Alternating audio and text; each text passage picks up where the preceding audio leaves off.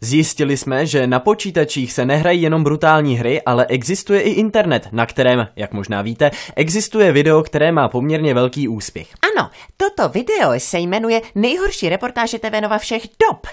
Náš reportér Ladislav Hruška se proto rozhodl, že natočí ještě debilnější reportáž. Ahoj, já jsem Láďa Hruška a mazání chleba, to je vážně fuška. Vítám vás u této nejdebilnější reportáže všech dob, ve které vás přesvědčím, že debilita televizních novin opravdu nezná hranic. Celá tato reportáž bude o házení chleba na zem, takže pokud nevěříte, že takto debilní reportáž může být, já vás o tom přesvědčím. Včera jsem totiž manželce opět doma hrál potravinového inspektora a vyházel jí celou ledničku potravin. Zbyla tam jenom tato marmeláda a jelikož držím potravinovou hladovku, rozhodl jsem se, že se jí takto taktně zbavím a ještě na tom vydělám. Hladovku držím hlavně kvůli tomu, že stále existují reportáže o podstatných událostech a to se mi opravdu nelíbí. Takže u našeho unikátního experimentu si můžeme všimnout, že jeden chleba dopadl opravdu marmeládou nahoru.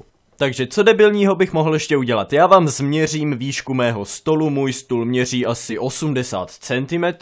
No to je opravdu neskutečné, tak teď zametu ten binčus, aby mě manželka nezmátila a pojďme si ukázat, jak by to vypadalo, kdyby jsme měli chleba na stropě. No já vám řeknu, ještě že máme s manželkou chleba normálně na stole, protože kdyby to padalo z této výšky, jak se koukněte, no marmeláda by zůstala zachovala, abych to musel žrát, takže já jsem velmi rád, že stůl máme v normální výšce. Já vám řeknu, vážení přátelé, já už nevím, o čem ty reportáže dělat. Tohle je teda úplně nejdebilnější, co mě kdy napadlo, ale očividně to má úspěch. Pojďme na to pěkně zpomaleně, ještě jednou, ať si to užijete, ať zaplácneme ten čas, co tady máme. Tak chleba, koukejte, strčím ho ze stolu, jo, spadne, marmeláda je v pytli, tak to mě vyhovuje, ale takhle jo, to je na prd, protože to u stropu, koukejte, padá 360 stupňů jsme vypočítali s předními matematiky, takže je to v pytli. Pojďme se zeptat mé manželky. Já už jsem opravdu zoufalá, jo, já nevím, co mám dělat, on mě vždycky vyhází celou ledničku, jo, a já nemám co jíst, takže poslední tam je marmeláda, takže už se těším, až si jí dám k večeři, jo. No a asi takhle děláme na nově normální reportáž. Já tady jdu zlikvidovat zbytek té marmelády, vy se mějte pěkně a u dalších debilních reportáží se na vás těším zase. Ahoj.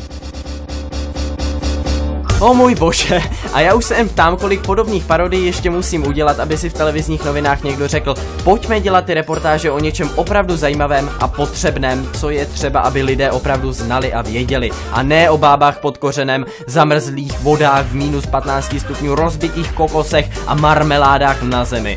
Takže já doufám, že budete toto video sdílet a dostane se až někam do redakce televizních novin, aby si tam opravdu řekli, pojďme dělat pořádné zprávy. Doteďka se tomu zprávy říkat nedá.